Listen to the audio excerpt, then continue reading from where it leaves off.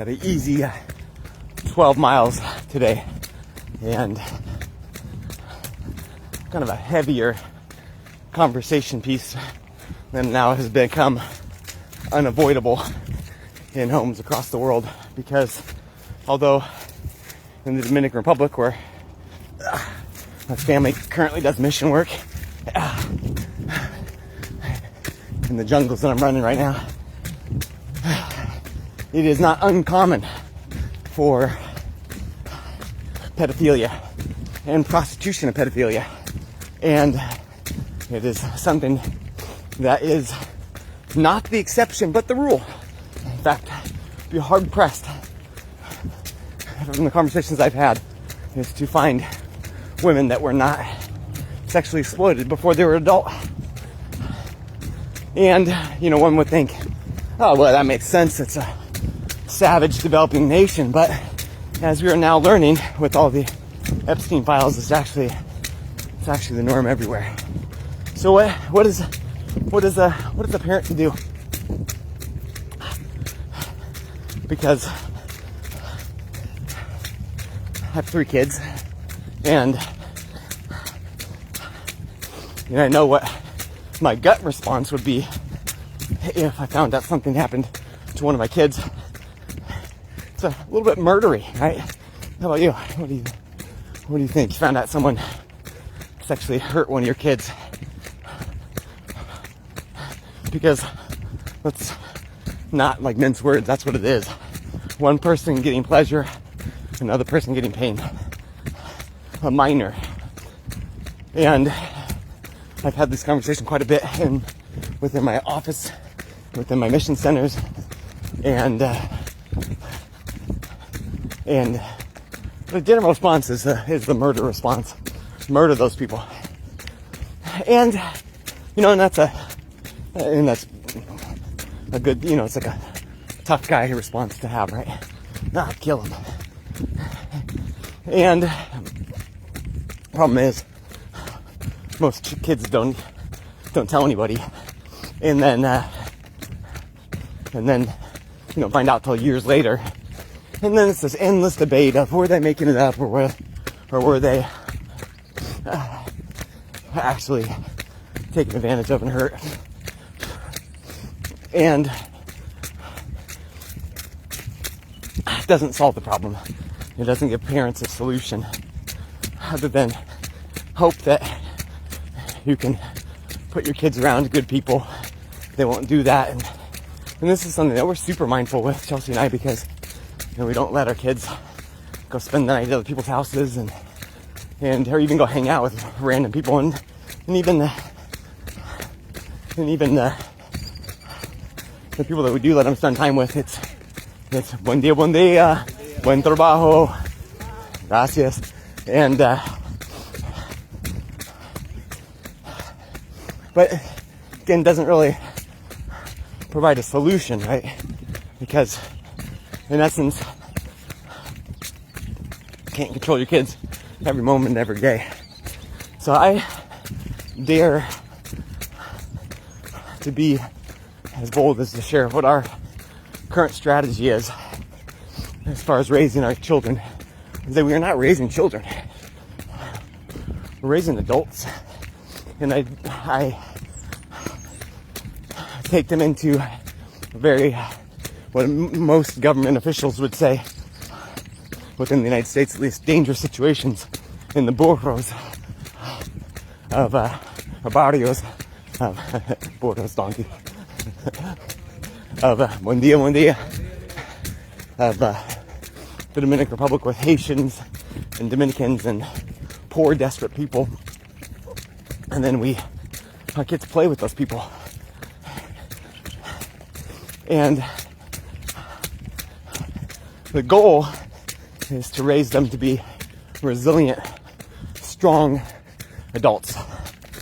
Because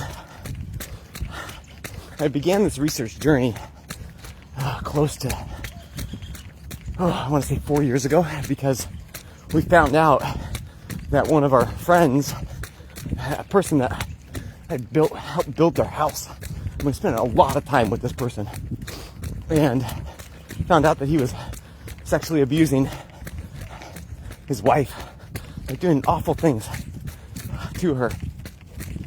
And when confronted, he felt really bad. He told me he has had lapses in his memory, and so didn't know what he was doing most of the time. But then his family, a well-off, somewhat powerful family, as far as influence concerned in the Christian world, that is the Arlington area, said, no, lock this up. It's actually not your fault at all. Your wife just needs to be more submissive to you. And which is an interesting thing, because this family, their daughter also was sexually abused and raped by a young man, like when she was a teenager, like in their house. And oh, look at this dog. This is my brand new friend. Here, hi. Oh, what a buen perro. Yes, okay. This guy might be following me back. We might have a new dog, Chelsea, if you're watching this. He's right on my heel, so he might follow me back. Buen perro. And, I don't know, I speak Spanish to the Spanish dogs.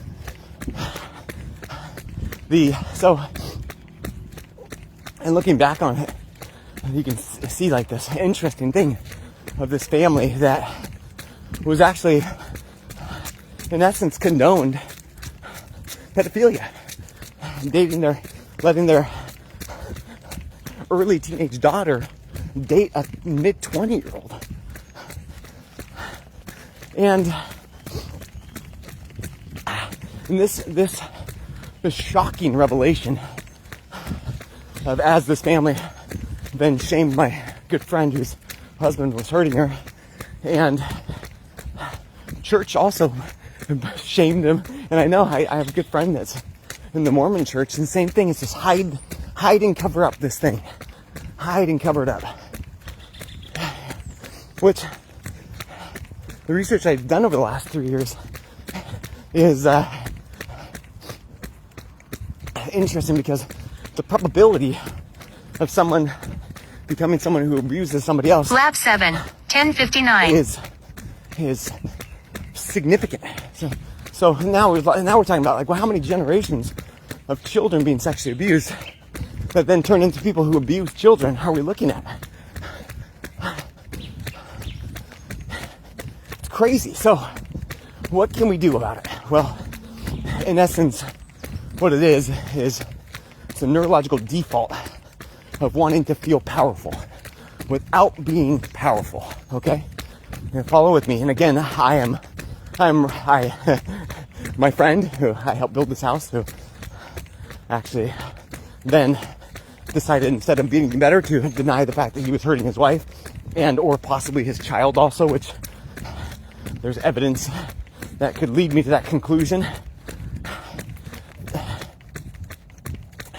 This person then got his church to back him, his family to back him, and he shamed his poor little wife back into submission, where then she does the thing that people do to solve problems, which is have another baby, right? So I can get behind the whole just murder the people, because if it does not just fill your blood with rage to the point where it boils, knowing a child or a woman was hurt, then I don't know, something's right within your brain. I would say something is not right within your brain, because neurologically, the human species, we have one primary driver, which is reproduction, and that driver, if it's a healthy balance, is to reproduce and protect, not to reproduce and then hurt. And then we can dive into the neurology on that all day long, and I've sat down to some of the top minds in neuroscience in the world over the last 4 years to get a better understanding of that. But here's the problem now, is now here we are in a developing nation. Can we go around just murdering everybody? Well, that's tricky. I'm not super keen on going to jail for murdering, and have this little belief system that we're not supposed to murder people. So the gut response of like, yeah, just take them out. Not super good solution, right? And it doesn't, again, give any insight to what to do as a parent to prepare your kids for this fucked up world that we live in. And being ignorant of it is not a super good solution. So I think that's where the United States has been up to this moment in time. Where here in the developed nation, it's conversational, and then the solution that they've come up with is, well, if you're gonna get taken advantage of anyways, you might as well get paid for it. And that's where the prostitution, child sex trafficking has become a thing, and all across the world. Also not a super good solution, in my opinion. So then, what is the solution? Buen dia. The solution is breaking the cycle. And that only comes, A, when you can identify what the cycle is. B, then be able to address it, understand the root cause of it. And then C, actually invest in the solution. That's the tricky bit. You know, my friend, he identified the problem, sought help, and then immediately did not invest in the correcting of it. Made the conversation about some other bullshit like porn addiction, and then went to porn rehab. It's nonsense. Oh my God. And not to minimize people that struggle with quote unquote porn addiction, but just turn your phone off and get away from technology. It's not that hard. Go to work. There you go. Save $15,000 on porn rehab.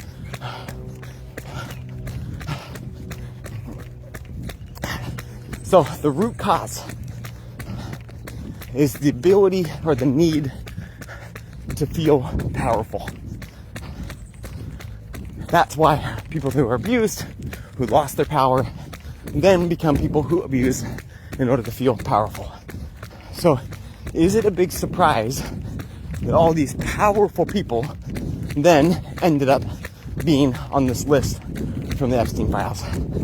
People that needed to feel powerful, so they worked their way up into powerful circles of people.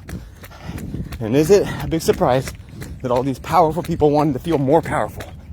Because in essence, when your power is taken from you, it creates what's called a neurological default, or default mode within your nervous system. A mode that is constantly driving our autonomic nervous system response. So, how simple is this? It's as simple as a predictable pattern within your neuroanatomy, within your spine, and within your nervous system. So, most people, if you think about getting your teeth straightened, you go to the orthodontist and they say, okay, you got crooked teeth. How did they get there? Well, they got there during your development of your ears, and most common is stress throughout the birthing process, messed up the palate stuck in position, doesn't have room to move, teeth come in crooked. And for a long time people believed it was genetics, but really genetics is simply an expression of mannerisms and habitual behaviors. So people got born in hospital births with interventions throughout the birthing process that jams the upper neck and then the skull, which then forms the default within the head and the cranium. And then you do what your parents did, and then the cycle continues on. That's also why I have so many of my patients in the office, they got regular care, resetting that upper cervical spine, which then allows the cranial bones to develop normally, have great teeth. It's because our body knows how to develop if it's allowed to. If it's stuck, then it doesn't stay stuck. And what keeps us stuck? There's the expanded version, which is synthetic, inactive, and negative. And then the simple version, which is thoughts, traumas, and toxins. So when someone is developing the first 0 to 12 years of their life, that is forming our default neural networks. Default neural networks, which is locked in our brain and locked in our spine. It starts in the brain and then is demonstrated in our posture. So there is a basic stress response of fight, flight, fawn, and freeze. And each one of these have a associated pattern of muscle guarding and contraction because it's stuck in that position. So if you're going to take a guess, just a little gander of what my default is, I grew up in a mobile home in the country, poor. My parents had to lock the pantry to keep us away from the food because we were so hungry all the time. And my dad would hit us, and then my mom would placate to him and medicate herself with prescribed medications until finally got divorced. I witnessed this process, and then I became a person that when the pandemic occurred, and I don't actually think anyone was afraid of dying. And from the people I've talked to, everyone was afraid of the consequence of not complying. So it's like, I think often people are like, people are just afraid of dying, but yeah, I don't know if anyone actually was.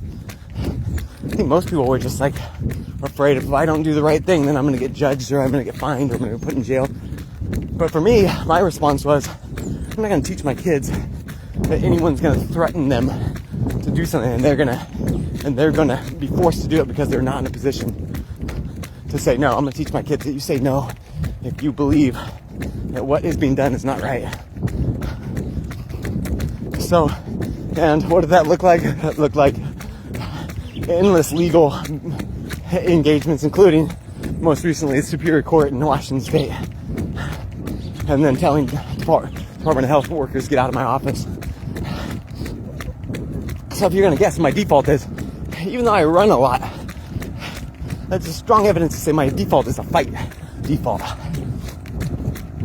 So it's an interesting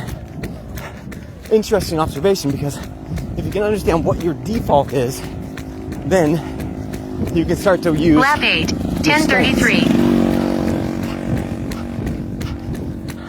So my default is to fight. I find out my friend is hurting his wife, possibly his child. I want to hurt said person. I want to fight said person. So you can understand your strengths, but you can also understand your weaknesses, which, again, I'm not a big fan of going to jail. So although I would do it for standing up against government oversight and overreach and harming the population with misleading mandates, I'm not going to do it for doing something selfish as hurting some weak human being, because the person that is hurt is stuck in a chronic status of weakness. Because when your body is locked into an imbalanced state, it can never actually recuperate fully. So this default of whatever it is, and for people that have been sexually abused, I mean, I don't know, I don't have enough data right now to make a definitive statement of what default they would be in, but it does seem like there's an interesting postural commonality within them. And how close does this hit to my home?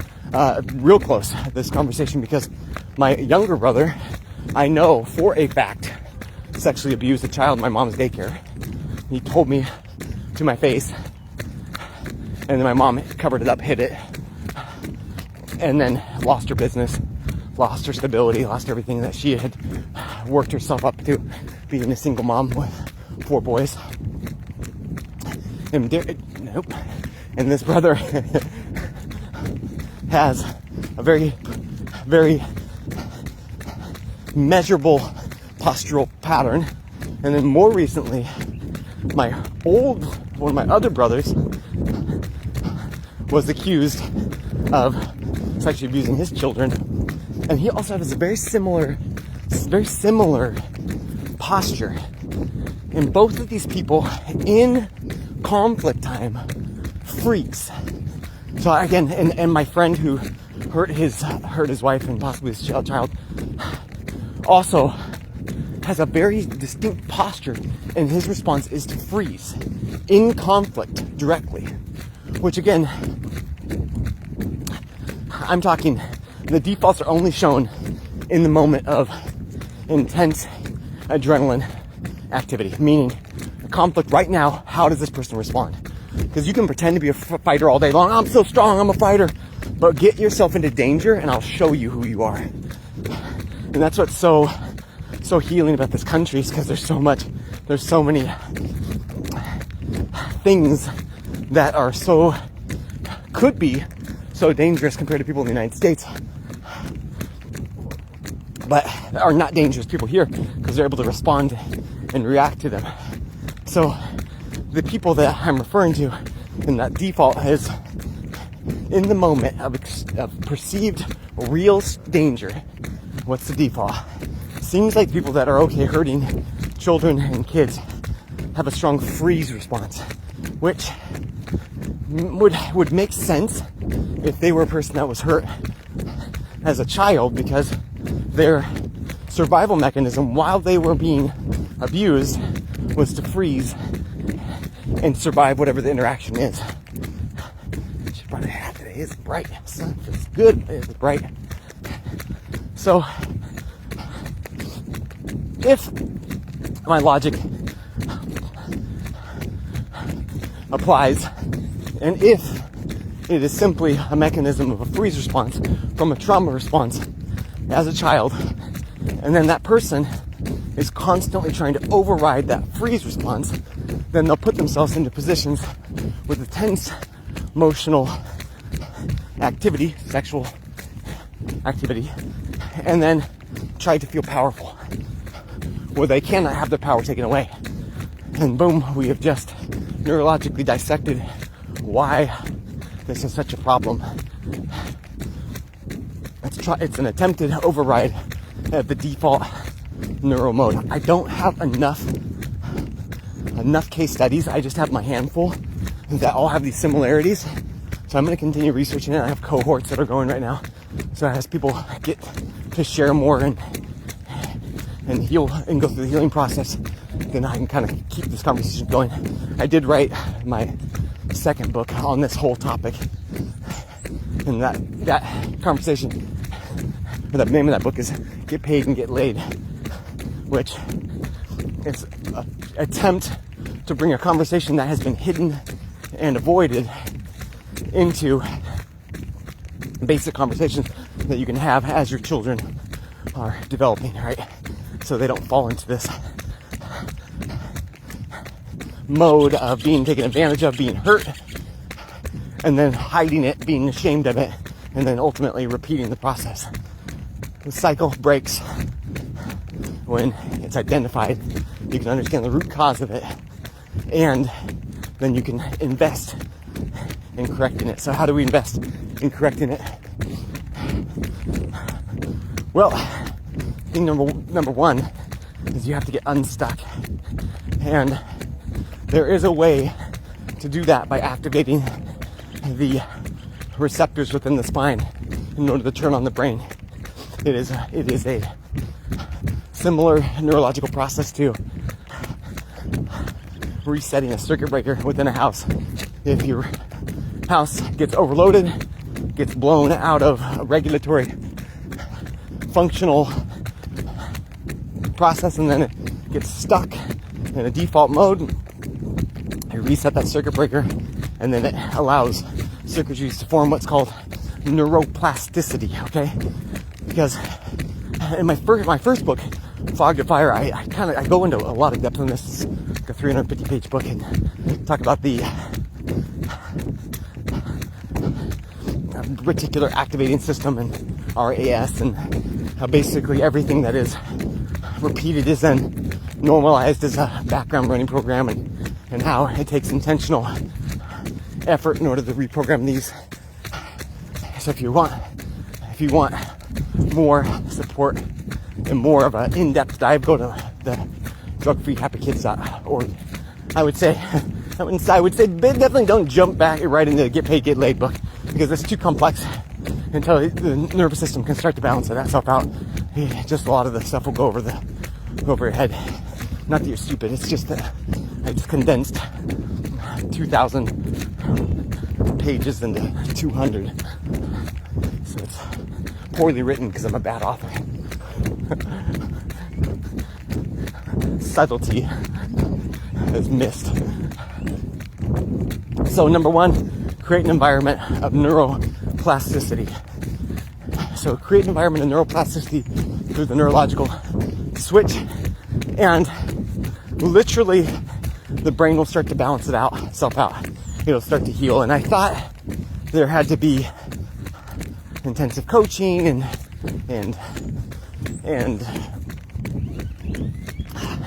you know, exercises and everything, but it's actually the more I study this, the more I don't think that's actually true.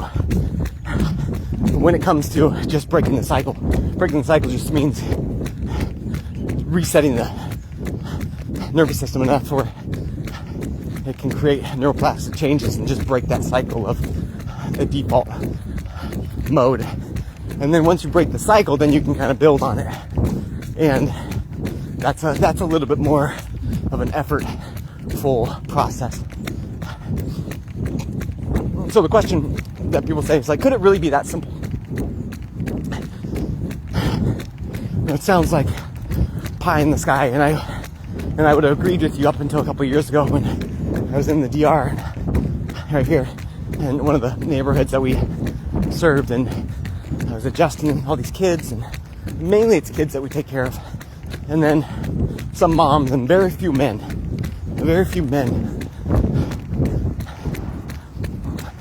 And I think the reason for that is because, again, with this default network of I won't feel not powerful again, I won't feel powerless again, comes this guardedness of accepting help.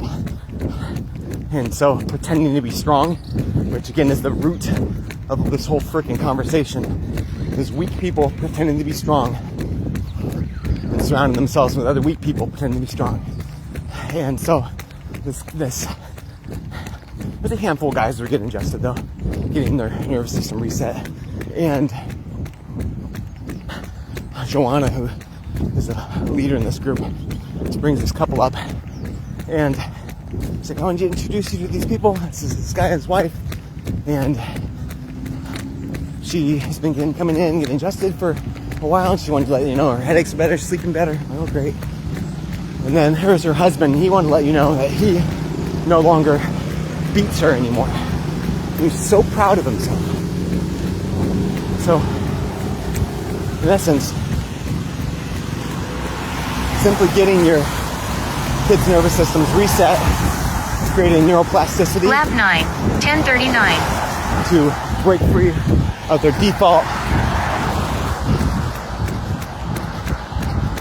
network mode. Then makes them naturally be better people. He didn't want to hit his wife. He was so proud. He no longer did that. And the only thing he could attribute it to is this magic laying of hands of this gringo that comes to his village. Alright, so I'm getting back in the city, so I'm